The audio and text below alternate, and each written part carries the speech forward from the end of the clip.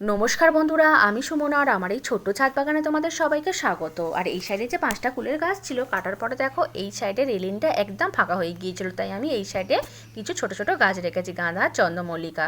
আর ওই গাঁদা চন্দ্রমল্লিকা ফুলের গাছগুলো কিন্তু এই সাইডটাতে সব ছিল। আর এই সাইডটাতে আমি কিছু কপি গাছ রেখেছি, কারণ নিচে কপি গাছ কিন্তু ইঁদুরে প্রচুর নষ্ট করছে, তাই ভাবলাম কিছুটা গাছ ওপরে রেখে দেখি কি হয়, নষ্ট করে কিনা। আর এই সাইডটাতে যেমন মানে গাঁদা ফুলের গাছগুলো ছিল তেমনই কিন্তু সব আছে, আর এইগুলো এখন এখানে থাক, দেখা যাক কী হয়। আর এবারে কিন্তু আমি হালকা করে একটা বেড রেডি করে নেব, নিয়ে তার মধ্যে কিন্তু বীজ বসাবো একদম নামমাত্র মাটি দিয়ে। আর এখানে দেখতে পাচ্ছ আমি একটা ফলের ক্যারেট নিয়েছি। আর এই ফলের ক্যারেটটা কিন্তু অনেকটাই বড়, কারণ আমার ছাদে যে ক্যারেটগুলো রয়েছে গাছ বসানো সেই ক্যারেটগুলো কিন্তু ছোট, আর সেইগুলোর থেকে এটা অনেকটাই বড়। আর চারিদিকটাতে দেখো কতটা ফাঁকা রয়েছে। আর এই ক্যারেটের মধ্যিখানটাতে দেখতে পাচ্ছি ফাঁকা কিন্তু একদম কম, এই দেখো। কারণ অন্যান্য ক্যারেটের কিন্তু এই সাইডে যেরকম ফাঁকা দেখতে পাচ্ছ ওরকমই কিন্তু নিচে পুরো ফাঁকা থাকে, আর এইটার একদম কম। আর এবারে দেখো আমি কিন্তু এই ক্যারেটের সাইডে দেখো প্লাস্টিক দিয়ে দিচ্ছি, যাতে না জল দেওয়ার পরে মাটিগুলো বেরিয়ে যায় ধুয়ে। আর এই প্লাস্টিকগুলো আমি আগে থেকেই মাপ করে কেটে নিয়েছি।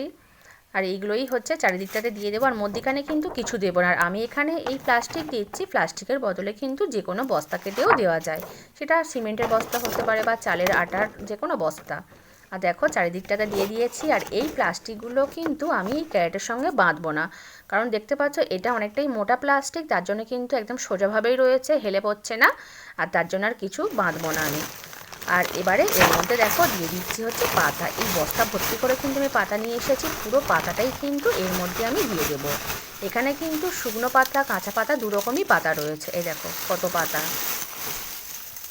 আর এই বেডের নিচের দিকে কিন্তু সব কাঁচা পাতা, আর ওপরের দিকটাতে এই শূন্য পাতাগুলো রয়েছে। আর এই পাতাগুলোকে আমি বেডের চারিদিকটাতে সমানভাবে কিন্তু ছড়িয়ে দিয়ে আর তারপরে কিন্তু হাত দিয়ে ভালোভাবে দেখো চেপে দিচ্ছি।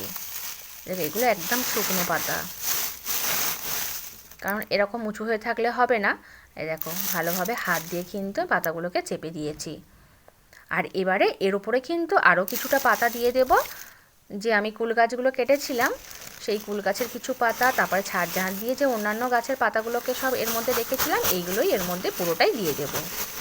এখানে কিন্তু কুল গাছের পাতাই বেশি রয়েছে। এই দেখো,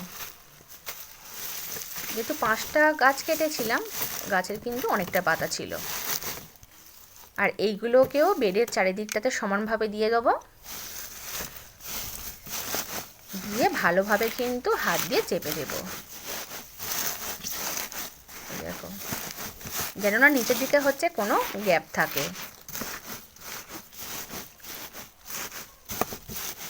কত পাতা ছিল দেখো, আর ভালোভাবে চেপে দেওয়ার পরে কিন্তু পাতাগুলো সব বসে গিয়েছে।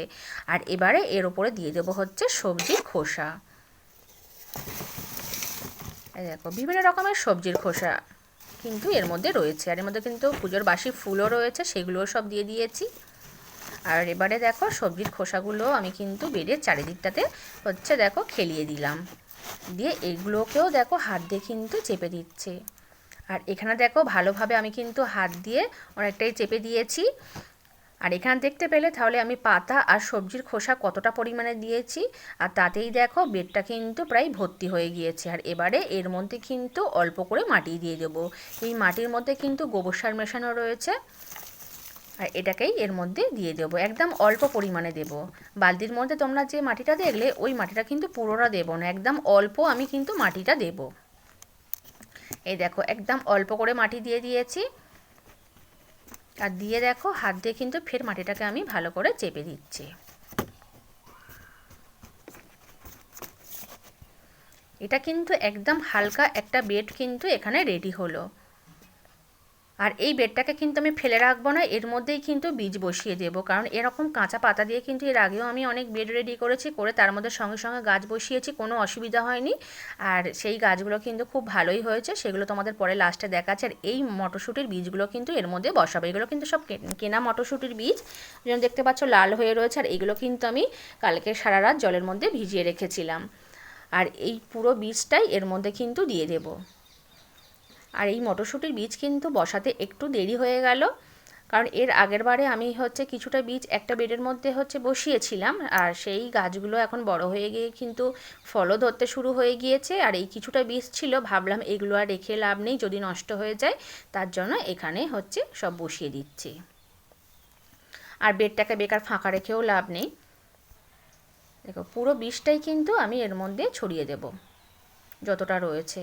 একটু ঘন হবে, কিন্তু আর অন্য জায়গা নেই এখন। আর যে হচ্ছে বীজগুলো দেখো এক জায়গায় দুটো তিনটে করে পড়েছিল, সেগুলো একটু আঙুল দিয়ে ফাঁকা ফাঁকা করে দিয়েছি। আর এবারে দেখো এর ওপর দিয়ে মাটি দিয়ে দিচ্ছি, ওই যে গোবর সার মেশানো মাটিটাই ছিল, ওই মাটিটাই অল্প করে এর ওপরে দিয়ে দিচ্ছি। খুব বেশি কিন্তু মাটি দেব না, শুধু বীজগুলোকে ঢেকে দেব। দেখো মাটি কিন্তু আমি এখানে দিয়ে দিয়েছি। আর এবারে এর ওপরে কিন্তু জল ছড়িয়ে দেবো একটু। এখানে দেখো আমি স্প্রে মেশিন দিয়েই হচ্ছে জলটা দিচ্ছি। আর যে কোনো বীজ বসানোর পরে কিন্তু এই স্প্রে মেশিনের মাধ্যমে বা হচ্ছে হাত দিয়ে কিন্তু ছড়িয়ে দেওয়া উচিত, কারণ মগে করে যদি একেবারে জল ঢেলে দিই তাহলে কিন্তু ওপরের মাটিটা একদম কাদা কাদা হয়ে যাবে, আর তখন হয়তো বীজ থেকে চারা নাও বেরোতে পারে। আর এখানে দেখো আমি কিন্তু জলও দিয়ে দিয়েছি, তাহলে তোমরা দেখতে পেলে আমি বেডটা কতটা হচ্ছে হালকাভাবে কিন্তু রেডি করলাম। আর এই দেখো এই বেডটা, এই মটরশুঁটি গাছের বেডটা আর এই মূলো শাকের বেডটা কিন্তু আমি এরকম কাঁচা পাতা দিয়েই তৈরি করেছিলাম। আমার যে পেয়ারা গাছ ছিল সেই পাতা দিয়ে, তাতেই দেখো কত সুন্দর গাছ হয়েছে। আর আজ কিন্তু বন্ধুরা এই পর্যন্ত, টাটা বাই।